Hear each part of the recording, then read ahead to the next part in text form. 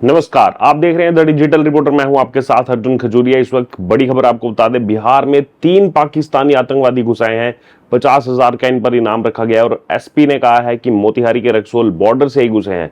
पूरे प्रदेश भर में अलर्ट जारी कर दिए गए। विस्तार पूर्वक पूरी आपको खबर बता दें, बिहार में नेपाल के रास्ते 3 पाकिस्तानी आतंकवादियों ने घुसपैठ की है। पुलिस मुख्यालय ने तीनों की फोटो जो है वो रिलीज कर दी है, जारी कर दिया और सभी के आतंकी संगठन जैश ए मोहम्मद से जुड़े होने की खबर जो है वो इस समय सामने आ रही है।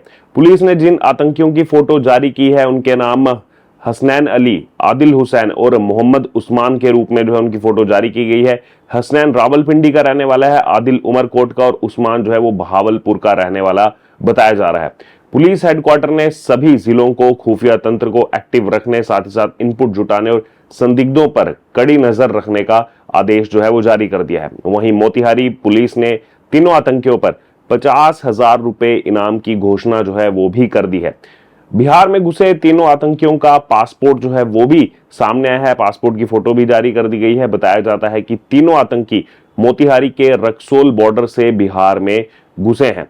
इधर बिहार में स्पेशल इंटेंसिव रिवीजन यानी कि एसआईआर के खिलाफ राहुल गांधी की वोटर अधिकार यात्रा जो है वो इस समय चल रही है। आतंकी घुसपैठ के संदिग्ध रास्ते अररिया समेत नेपाल से सटे मधुबनी और सुपौल से हाल ही में उनकी यात्रा जो है गुजरी है।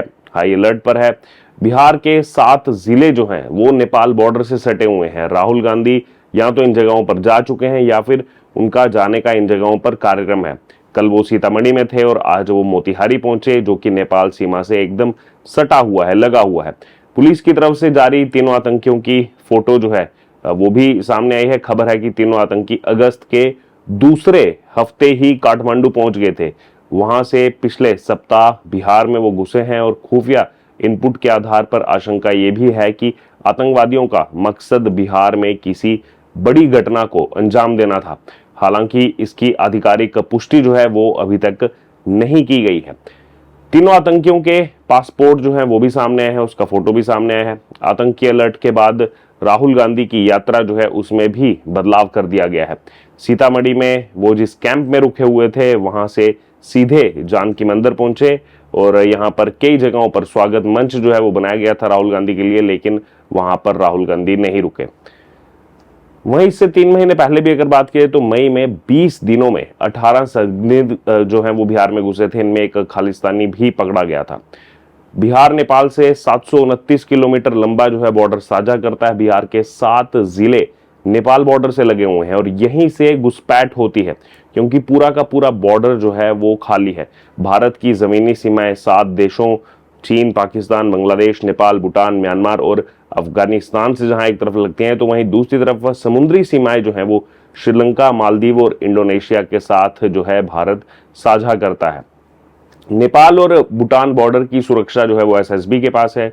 पाकिस्तान, अफगानिस्तान और बांग्लादेश बॉर्डर की सुरक्षा बीएसएफ यानी कि बॉर्डर सिक्योरिटी फोर्स के पास है और चीन बॉर्डर की सुरक्षा भारत तिब्बत सीमा पुलिस यानी कि आईटीबीपी और म्यांमार बॉर्डर की सुरक्षा असम राइफल्स के जिम्मे इस समय जो है वो है। वहीं बिहार से सीधा नेपाल का बॉर्डर लगता है, जबकि बांग्लादेश बॉर्डर की दूरी बिहार के किशनगंज से करीब 20 किलोमीटर है। भारत से नेपाल का 1751 किलोमीटर लंबा जो है बॉर्डर लगता है। इसमें से सबसे अधिक 729 किलोमीटर जो है वो बिहार से सटा हुआ है। भारत और नेपाल के बीच में ओपन बॉर्डर है, इससे लोगों को आने जाने में काफी ज्यादा आसानी होती है। नेपाल से बिहार के रास्ते भारत में एंट्री जो है वो काफी ज्यादा आसान है, क्योंकि 3 तरीके से एंट्री होती है। तीनों तरीके आपको बताते हैं। पहला तरीका है नेपाल के काठमांडू में ट्रैवल एजेंट भारत में एंट्री कराते हैं। ये फर्जी तरीके से नेपाली नागरिकता और भारतीय पहचान पत्र तक तैयार करते हैं। दूसरा इसमें जो तरीका है वो है नेपाल सीमा की पगडंडी के रास्ते अधिकतर जो है घुसपैठ होती है। ये पगडंडियां जो हैं वो नेपाल और भारत के बॉर्डर पर बसे गांव में होती हैं। घुसपैठ करने वाले गांव के लोगों को लालच दे करके एंट्री जो है वो कर लेते हैं, कुछ ना कुछ लालच उनको दिया जाता है। तीसरा तरीका है नेपाली और भारतीय शक्ल के दिखने वाले विदेशी खुद से बॉर्डर क्रॉस कर जाते हैं और अक्सर संदेह होने या फिर खुफिया जानकारी पर ही बॉर्डर पर जांच जो है वो की जाती है। नेपाल बॉर्डर पर सख्ती जरूरी क्यों है, ये भी सवाल लगातार सामने आता है। दरअसल खुफिया एजेंसियों जो है भारत नेपाल बॉर्डर को अब पाकिस्तानी सीमा जितना ही संवेदनशील मान रहे हैं, क्योंकि नेपाल में टूरिस्ट वीजा पर रह रहे पाकिस्तानी नागरिकों की जो संख्या है वो 3000 से भी अधिक है। अब खुफिया रिपोर्ट के मुताबिक नेपाल में मौजूद कई पाकिस्तानी नागरिक जो हैं वो भारत विरोधी गतिविधियां जो हैं उसमें शामिल हैं और बड़ी संख्या में पाकिस्तानी आतंकी डंकी रूट के सहारे पहले अवैध रूप से नेपाल में घुसते हैं और फिर बिहार के रास्ते भारत में घुसने की कोशिश जो है उनकी रहती है। जैसा अभी आप ये देख सकते हैं, ये तीनों आतंकवादी घुसे हैं। जानकारी के मुताबिक कई पाकिस्तानी नागरिकों ने तो नेपाली महिलाओं से शादी भी कर ली है और वहीं बस गए हैं। अब 2 उदाहरण से समझिए ये क्या है पूरा मामला, नेपाल के रास्ते घुसपैठ की आशंका क्यों है। सबसे पहला मामला सबसे ज्यादा चर्चा में रहा, 2 साल पहले पाकिस्तान से आई सीमा हैदर। 13 मई 2023 को पाकिस्तानी नागरिक सीमा हैदर नेपाल के रास्ते अपने बच्चों के साथ अवैध रूप से अपने प्रेमी से मिलने भारत पहुंच गई।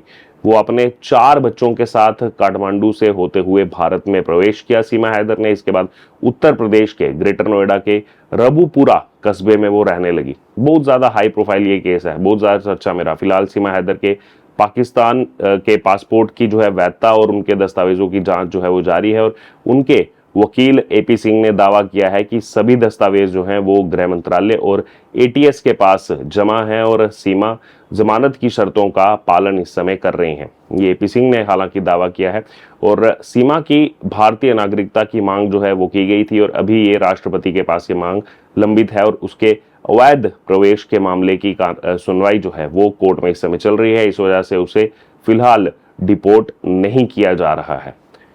दूसरा इसमें मामला, मोतिहारी में छिपा हुआ खालिस्तानी आतंकी गिरफ्तार हुआ। जी हाँ, 12 मई 2025 को बिहार पुलिस और राष्ट्रीय जांच एजेंसी यानी कि एनआईए ने मोतिहारी में संयुक्त अभियान चला करके 10 लाख के इनामी खालिस्तानी आतंकवादी कश्मीर सिंह गलवड्डी उर्फ बलवीर सिंह को गिरफ्तार कर लिया था। वो नेपाल में फर्जी नाम से रह रहा था और कपड़े बेच करके अपनी पहचान जो है छिपाने का काम कर रहा था।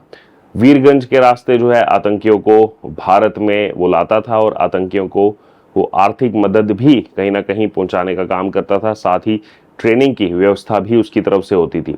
उसके पास से 6 बैंक खातों में करोड़ों रुपए की फंडिंग का भी खुलासा हुआ और ये गिरफ्तारी ऑपरेशन सिंदूर के बीच में की गई थी और एनआईए उससे जो है वो लगातार पूछताछ कर रही है।